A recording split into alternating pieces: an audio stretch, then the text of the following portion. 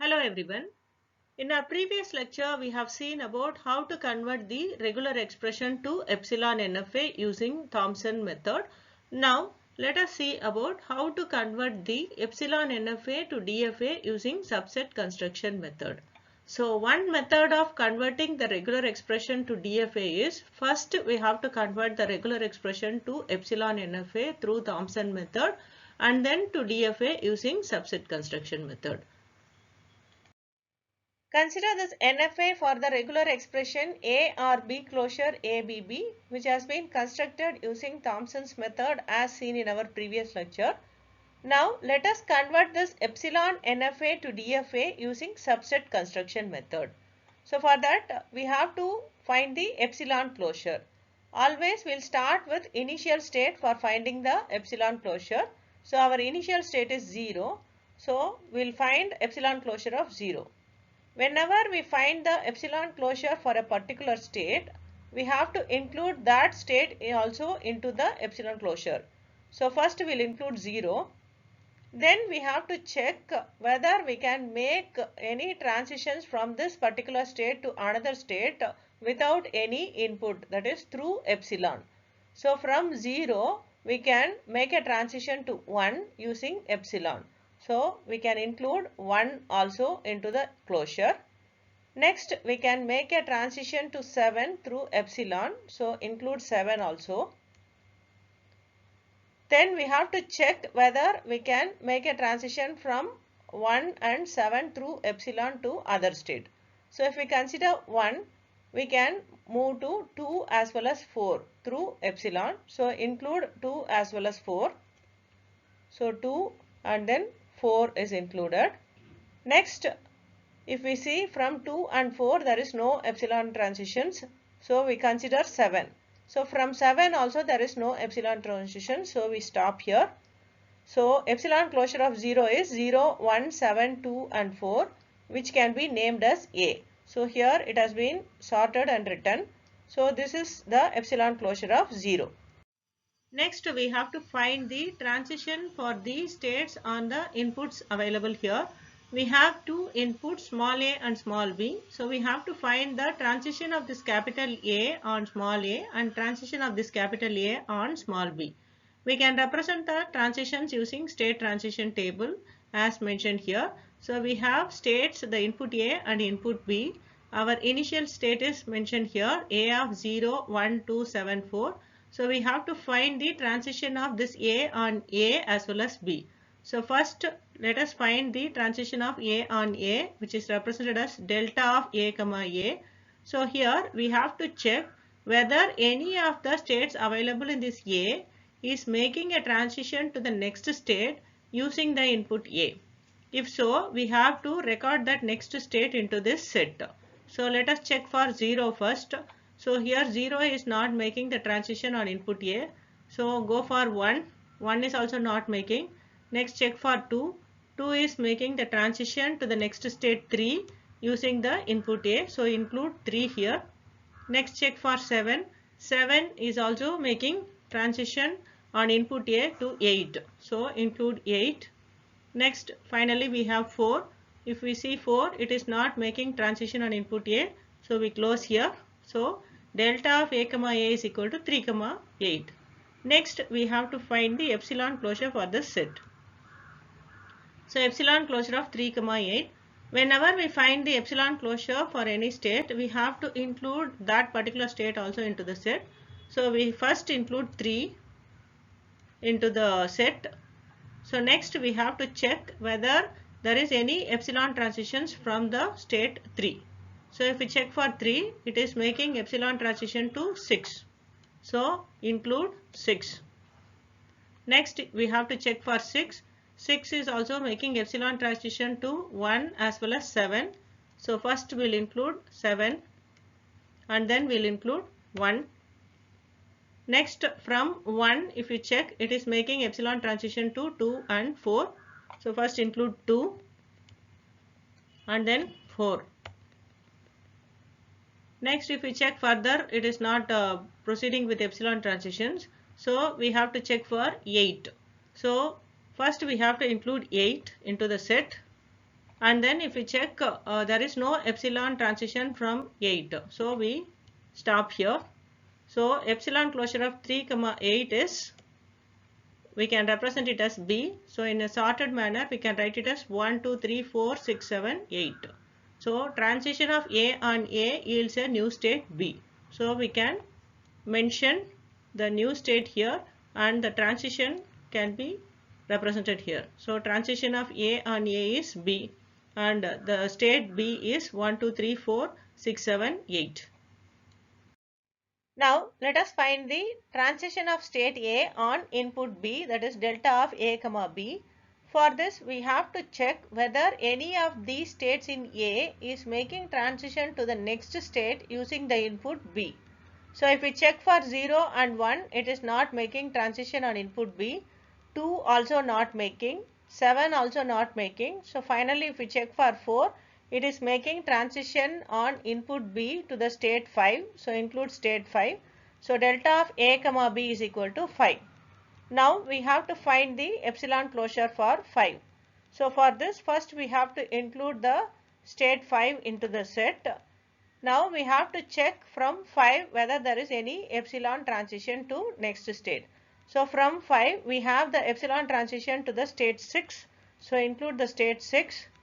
From 6 we have the epsilon transition to 1. So include state 1. From 1 we have epsilon transition to 2 as well as 4. So we include 2 as well as 4 into the set. And we can also see that from 6, that is from 6 we have epsilon transition to 7. So include the 7 also. And further we don't have any epsilon transition. So we will close the set. So we have epsilon closure of 5 as 1, 2, 4, 5, 6, 7, which can be represented as C. This is the new state. So our transition table now contains the new state C, and we can write the delta of A comma B as C.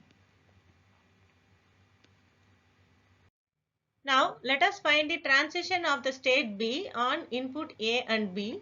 First let us see about delta of B comma A. So for this we have to check whether any of these states in B is making transition to the next state on the input A. So among these states 1, 2, 3, 4, 6, 7, 8, we are having transitions on input A from 2 and 7 only. So from 2 we have the transition to the next state on A to 3. So include 3. And from 7 we have transition to the next state on A to 8. So include 8. So delta of B comma A is equal to 3 comma 8. So we have to find the epsilon closure of this 3 comma 8. So first we have to include the 3 into the set, and then from 3 we have to check for the epsilon transitions. So from 3 we have epsilon transition to 6. So include 6. From 6 we have the epsilon transition to 7. So include 7. And from 6 we also have the epsilon transition to 1. So include 1. From 1 we have epsilon transition to 2. So include 2. From 1 we also have epsilon transition to 4. So include 4. So further we don't have any epsilon transition from this point. So we move to the next state, that is 8. So first we have to include 8 into the closure. And from 8 we don't have any epsilon transitions. So we stop here. So epsilon closure of 3 comma 8 is similar to B, that is 1, 2, 3, 4, 6, 7, 8. So there is no new state. So let us enter this transition into the table. So delta of B comma A is B. So we enter it in delta of B comma A. Now let us find the delta of B comma B. So from this set we have to check whether any of these states is making transition on input B to the next state. So among these numbers we have transition on input B for 4 and then for 8. So from 4 it is going to the next state 5 on input B. So 5 is included, and from 8 we have the next state as 9 on input B. So we include 9. So delta of B comma B is 5 comma 9. So we have to find the epsilon closure of 5 comma 9. So first we have to include 5 into the set. From 5 we have to check for the epsilon transitions. So from 5 we have epsilon transition to 6. So include 6. from 6 we have the epsilon transition to 7, so include 7. We also have the epsilon transition from 6 to 1, so include 1. So from 1 we can go to 2 through epsilon, so include 2. And also we have epsilon transition from 1 to 4, so include 4. Further we don't have any epsilon transitions from this point, so we go for 9. So first we include 9, and from 9 no epsilon transitions, so we stop here. So epsilon closure of 5 comma 9 is 5 6 7 1 2 4 9, which is the new state, so we name it as D. So we have one new state D of 1 2 4 5 6 7 9, and delta of B comma B is D, so we enter delta of B comma B as D. Next we have to find the transition for C on input A and B. So first let us find delta of C comma A. So among these states on the input A, the transition is happening from 2 and 7 only. So from 2 on A it goes to 3, so we include 3, and from 7 on A it goes to 8, so we include 8. So delta of C comma A is equal to 3 comma 8. So we have to find the epsilon closure of 3 comma 8. So first we include 3 into the set, and from 3 the epsilon transition is to 6, so include 6. From 6 we have the epsilon transition to 7, and it is also having the epsilon transition to 1, so include 1 also. From 1 we have epsilon transition to 2, and from 1 we also have epsilon transition to 4. And from this point we don't have any epsilon transition, so we take 8, so 8 is included into the set, and from 8 no epsilon transitions, so we stop here. So epsilon closure of 3 comma 8 is similar to B, so we have already found the state B, so it is 1 2 3 4 6 7 8. So thus delta of C comma A is B, so we fill it in the transition table. Next let us find the transition of C on B. So we have to check whether any of the states in C is making transition to the next state on input B. So among the numbers 1, 2, 4, 5, 6, 7, we have only transition on input B for 4. So from 4 it is making transition to state 5 on input B. So delta of C comma B is equal to 5.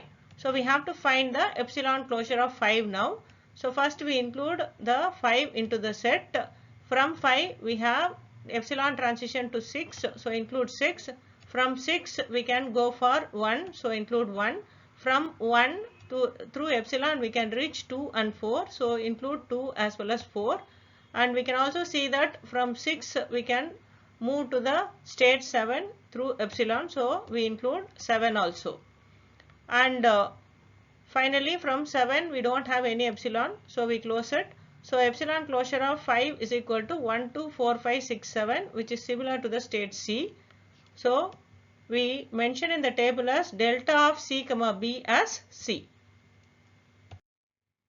So we have found the transitions for A, B and C. Now let us find the transition for D on input A and B. So first let us find the delta of D comma A. So we have to check from the states which state is making transition to the next state on input A. So among this number we can see that from 2 and 7 only we are having transition on input A. So 2 is making transition to state 3, so include 3, and 7 is making transition to state 8. So we have delta of D comma A as 3 comma 8, so we have to find the epsilon closure of 3 comma 8. So first we have to include 3 into the epsilon closure. So from 3 we have to check for the epsilon transitions. So from 3 we have epsilon transition to 6, so include 6. From 6 we have to 7, include 7. From 6 we also have to 1, so include 1. From 1 we can make epsilon transition to 2 as well as to 4, so include 2 and 4. And from this point we don't have any epsilon transition, so we can go for 8.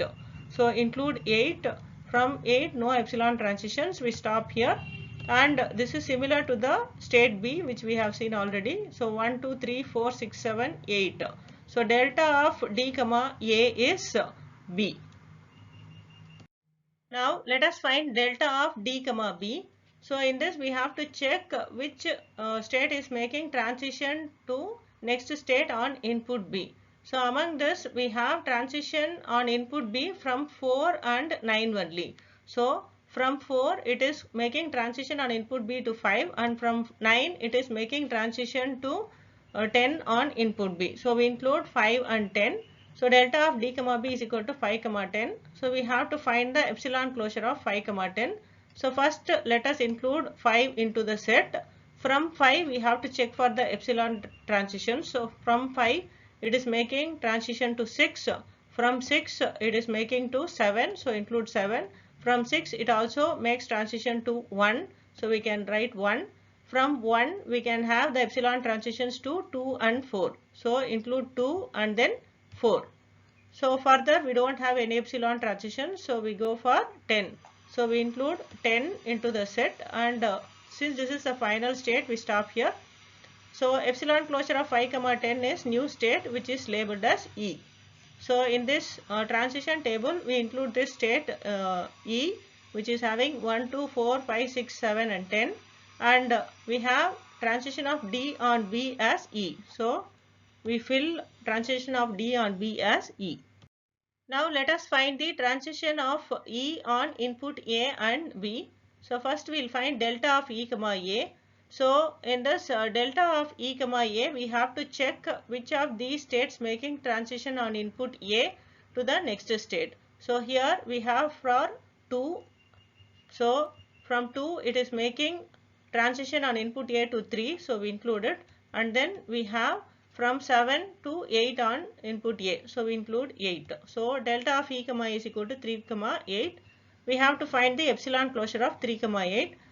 So we have to include 3, and then from 3 we have to check for the epsilon transitions. We have 6. From 6 we have 7, and we also have to 1.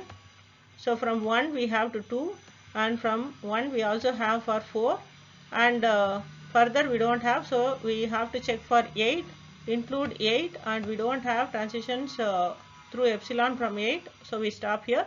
So this is similar to the state B, so that is 1, 2, 3, 4, 6, 7, 8. So we fill it in the transition table. So transition of E on A is B.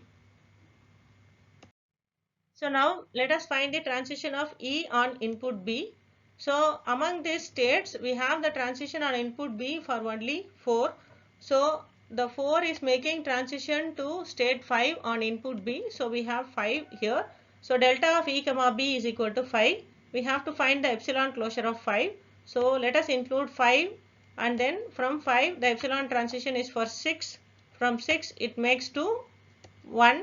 So from 1 we can go to 2, so include 2, and from 1 we can also go to 4, so we include 4, and further we don't have transitions here. We can see that from 6 we can also move to 7, so include 7, and finally we don't have transitions further, so we stop here.